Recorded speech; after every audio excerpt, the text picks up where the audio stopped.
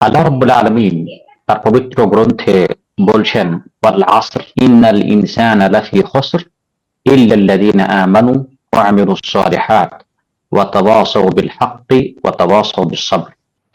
এই ছোট্ট একটি সূরা, যেটাকে দেখতে আমাদের খুব ছোট্ট মনে হয়, কিন্তু এই ব্যাপারে সালাফে সালেহিন বা বিজ্ঞানী উলামায়ে কেরামেরা যে মন্তব্য প্রকাশ করেছেন সেটা খুব গুরুত্বপূর্ণ মন্তব্য। সেটা হলো, ইমাম শাফিঈ রাহমাতুল্লাহি আলাইহি বলছেন, লাউ মা আনজালাল্লাহু ইল্লা হাদিহি সূরা লাকাফাতুহুম।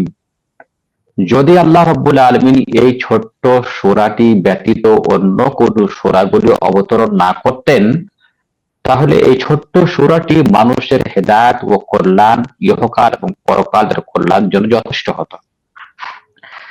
তাই আমরা জানতে চাইবো যে এই সূরাটিতে এমন কি রয়েছে যে সম্পর্কে ইমাম শাফিঈ রাহমাতুল্লাহ আলাইহি এত গুরুত্বপূর্ণ একটি কথা উল্লেখ করে গেছেন। আল্লাহ পাক বলছেন ওয়াল আসর। আল্লাহ রাব্বুল আলামিন এখানে সময়ের কসম খেয়ে বলছেন ওয়াল আসরি। এই আসরের তাফসীরে উলামায়ে কেরামদের তিনটি মত আছে। একটি হলো যে আসর মানে হলো সময়। কোন সময়? যখন থেকে পৃথিবী আরম্ভ হয়েছে তখন থেকে নিয়ে পৃথিবীর শেষ দিবস পর্যন্ত যে সময়টি, আল্লাহ রাব্বুল আলামিন এই সময়টির কসম খেয়েছেন। দ্বিতীয় তাফসীর হলো যে আল আসরের অর্থ হচ্ছে যে মানুষের জীবন। প্রত্যেক মানুষকে 60 থেকে 70 বছর, 80 বছর বয়স আল্লাহ পক্ষ থেকে দেওয়া হয়। আল্লাহ রাব্বুল আলামিন মানুষের যৌবনের কসম খেয়েছেন বা মানুষের বয়সের কসম খেয়েছেন। তৃতীয় তাফসীর হলো যে এখানে আল্লাহ রাব্বুল আলামিন আসরের সময়ের কসম খেয়েছেন, যেহেতু আসরের সময়টা একটা গুরুত্বপূর্ণ সময়। যাই হোক, এই তিনটি তাফসীরের মধ্যে কোনটি উত্তম বা কোনটি রাজে?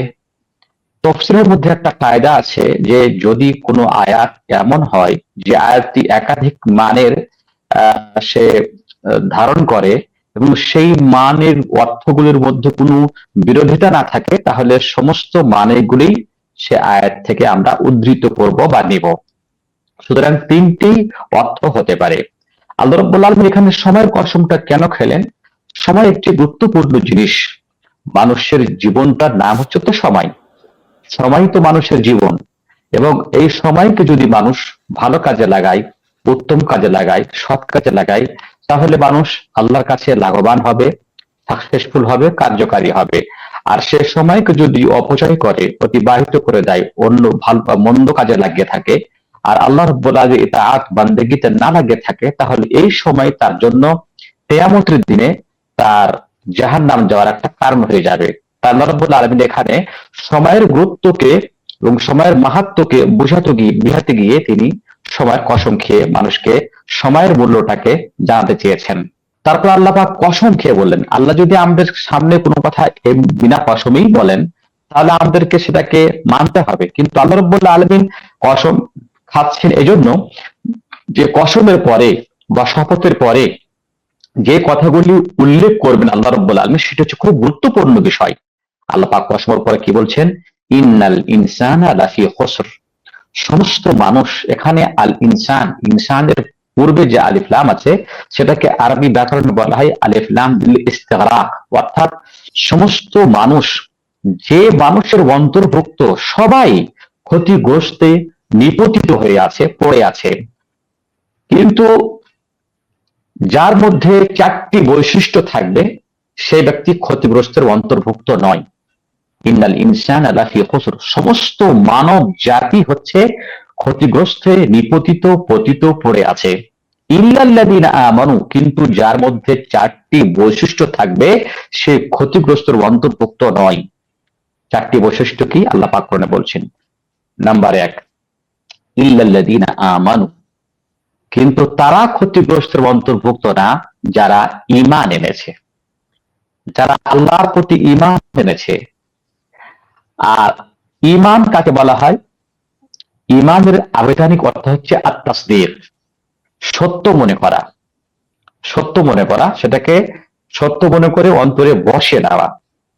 এর শরীয়তের অর্থ হচ্ছে, শরীয়তের ভাষাতে ঈমান বলা হয় যে তাসদীক বিল জিনান وإقرار باللسان وعمل بالجوارح يزيد بالطاعة ينقص بالمعصية।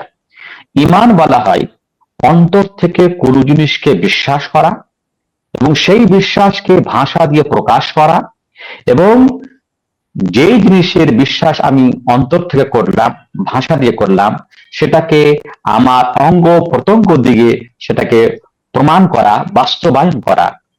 এবং এই ঈমান ভালো কাজ করলে পরে বৃদ্ধি পায়, খারাপ কাজ করলে পরে ঈমানে কমতি আসে। ঈমান আনা, ঈমানের 6টি আরকান, অর্থাৎ ঈমান 6টি জিনিসের উপরে যতক্ষণ পর্যন্ত আপনি বিশ্বাস না রাখবেন আপনাকে মুমিন বলা যাবে না। সেই 6টি হচ্ছে আন তুমিনা বিল্লাহি ওয়া মালাইকাতিহি ওয়া কুতুবিহি ওয়া রাসূলিহি ওয়াল ইয়াউমিল আখির ওয়া বিল কদরি খাইরিহি ওয়া শাররিহি। 6টি হলো, এটাকে বলা হয় আরকানুল ঈমান।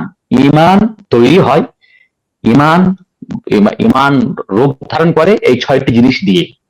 1 নম্বর আল্লাহর উপর বিশ্বাস রাখা। আল্লাহর উপর বিশ্বাস রাখতে গিয়ে আপনাকে 3টি বিষয় আপনি জানতে হবে। একটা হলো কি, আল ঈমানু বিউজুদিল্লাহ, আল্লাহ রাব্বুল আলামিন আছে, এটা আপনাকে বিশ্বাস রাখতে হবে। 2 নম্বর হলো যে আল্লাহ রাব্বুল আলামিনের একত্ববাদকে স্বীকার করা। আল্লাহ রাব্বুল আলামিন আছেন এবং তিনি এক, তিনি এক। 2 নম্বর হলো যে পৃথিবীতে যত প্রকার ইবাদত হতে পারে সেই সমস্ত ইবাদতের অধিকারী কেবলমাত্র আল্লাহ রাব্বুল আলামিন। এই 3টি জিনিসকে আপনাকে স্বীকার করতে হবে, তাহলে আপনি আল্লাহকে বিশ্বাস করলেন, আল্লাহকে মানলেন। যদি আপনি 3টির মধ্যে কোনো একটি যদি আপনি ছেড়ে দেন, তার মানে আপনার আল্লাহর উপরেই ঈমানটাই নেই।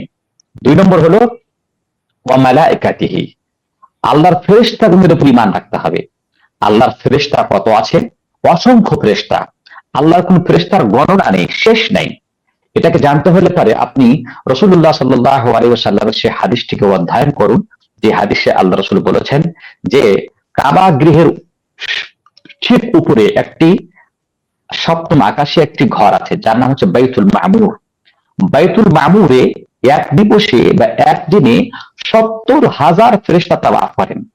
আর যেই ফেরেশতা একবার তাওয়াফ করে ফেলেন, কিয়ামত পর্যন্ত তাকে দ্বিতীয়বার তাওয়াফ করার কোনো সুযোগ তার ঘটে না।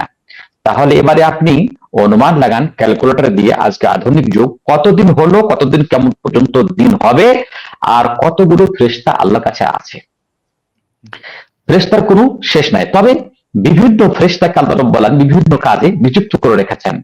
বিশেষ বিশেষ ফেরেশতা যেগুলোর নাম আমরা জানি বা কোরআনে উল্লেখ করা হয়েছে, তার মধ্যে 1 নম্বর ফেরেশতার নাম হচ্ছে, সবচেয়ে ফেরেশতাদের মধ্যে সবচেয়ে শ্রেষ্ঠ ফেরেশতা হচ্ছেন জিবরিল আলাইহিস সালাম। জিবরিল আলাইহিস সালাম। এবং জিবরিলের কাজ হচ্ছে আল্লাহর পক্ষ থেকে কোনো বাণী, কোনো ওহী, কোনো কথা, কোনো বার্তা, কোনো নির্দেশকে নবীর কাছে পৌঁছানো। 2 নম্বর ফেরেশতা যার নাম বিখ্যাত, তাকে বলা হয় মালাকুল মউত। মালাকুল মউত ফেরেশতার কাজ হচ্ছে মানুষের রূহ কবজ করা, জান কবজ করা, মৃত্যুর সময় হয়ে গেলে পারে তার রূহটাকে আল্লাহর কাছে পৌঁছে দেওয়া। 3 নম্বর ফেরেশতা হলো মিকাইল, যাকে আল্লাহ রাব্বুল আলামিন বৃষ্টি বর্ষণের জন্য নিযুক্ত করে রেখেছেন। যখনই আল্লাহর পক্ষ থেকে বৃষ্টি বর্ষণের আদেশ হবে, তখনই সে মিকাইল পৃথিবীতে বৃষ্টি বর্ষণ করা চালু করবেন। 4 নম্বর হলো ইসরাফিল, যাকে আল্লাহ রাব্বুল আলামিন নিযুক্ত করে রেখেছেন কিয়ামতের দিনে বাঁশিতে ফুঁক দেওয়ার জন্য। বাঁশিতে কিয়ামতের দিনে 2 বার ফুঁক দেওয়া হবে। এটা উলামাদের মতভেদ রয়েছে যে 2 বার ফুঁক দেবে না 3 বার ফুঁক দেবে। সঠিক কথা হলো সে 2 বার ফুঁক দেবে, যার উল্লেখ আল্লাহ রাব্বুল আলামিন সূরা জুমারে করেছেন। যখন তিনি বাঁশিতে ফুঁক দিবেন তখন কিয়ামত আরম্ভ হয়ে যাবে, তখন জমিন আকাশ সব উথাল পাথাল আরম্ভ হয়ে যাবে, আর তখন এই দুনিয়া ধ্বংস হয়ে নতুন আবার আল্লাহ রাব্বুল আলামিন জান্নাত এবং জাহান্নামের ফয়সালা মানুষের করবেন।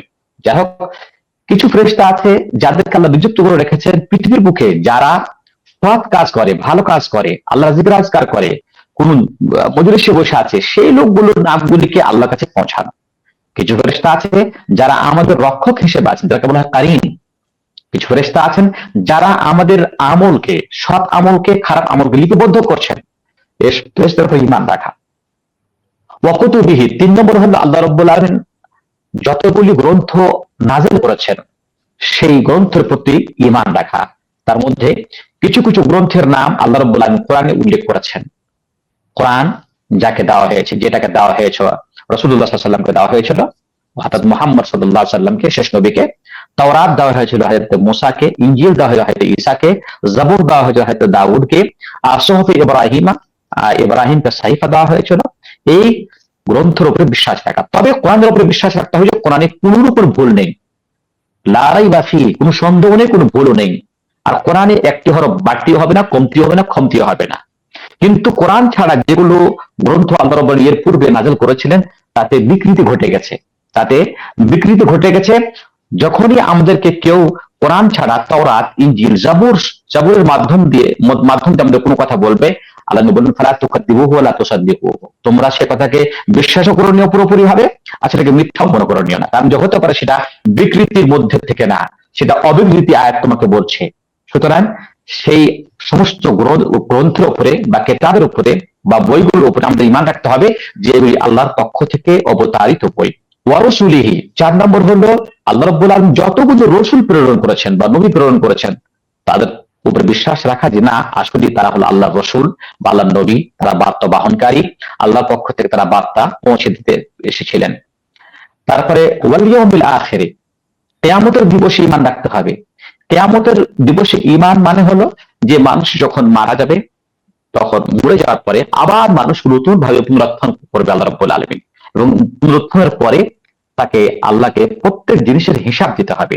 আল্লাহ পাক বললেন সুম্মা লা তুসআলুনা ইয়াওমাইদিন আনিন নাঈম, এবং তোমাদেরকে সেই দিবসে প্রত্যেক নিয়ামত সম্পর্কে জিজ্ঞাসা করা হবে। এই বিশ্বাস রাখতে হবে। কেউ যদি ভালো কাজ করে থাকে তাহলে সে আল্লাহর কাছে পূর্ণিত হবে, আর কেউ যদি খারাপ কাজ করে থাকে তাহলে সে আল্লাহর কাছে অপূর্ণিত হবে, আল্লাহর রাগের সে সম্মুখীন হবে, এবং তাকে শেষ পর্যন্ত জাহান্নামে যেতে হবে। 6 নম্বর হলো ওয়াবিল কাদরি খাইরিহি ওয়া শাররিহি, আপনাকে ভাগ্যের উপর ঈমান রাখতে হবে যে ভাগ্যে যদি আমার লেখা থাকে তো অবশ্যই পাবো, আর ভাগ্যে যদি লেখা না থাকে তাহলে আমি পাবো না। আমার ভাগ্যে যতটুকু লেখা আছে আমি ততটুকুই পাবো। অযথা আপনাকে ভাগ্যের উপরে ঈমানকে বাদ দিয়ে নড়াচড়া করার চেষ্টা করা, এটা হলো ইসলাম বিরোধী কাজ। সুতরাং আপনাকে ভাগ্যের উপর বিশ্বাস রাখতে হবে। আল্লাহ রাব্বুল আলামিন আমার ভাগ্যে লিখে দিয়েছেন যে আমি কি করব, কতটা করব, কতটা পাবো, কতটা উপার্জন করব, আমার জীবনটা কিভাবে কাটবে, আমি কখন মৃত্যু হব, কতদিন জীবন যাপন করব, আমার কর্ম কি হবে, আল্লাহ লিখে দিয়েছেন। এর উপর বিশ্বাস রাখতে হবে। এই 6টি জিনিসের উপরে বিশ্বাস যতক্ষণ পর্যন্ত না রাখবেন ততক্ষণ পর্যন্ত আপনাকে মুমিন বলা যাবে না। আল্লাহ রাব্বুল আলামিন বললেন ইল্লাল্লাযিনা আমানু, যারা ঈমান এনেছে।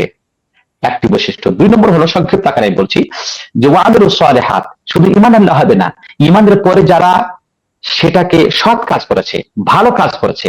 আর ভালো কাজ করা কাকে বলা হয় শরীয়তের ভাষাতে?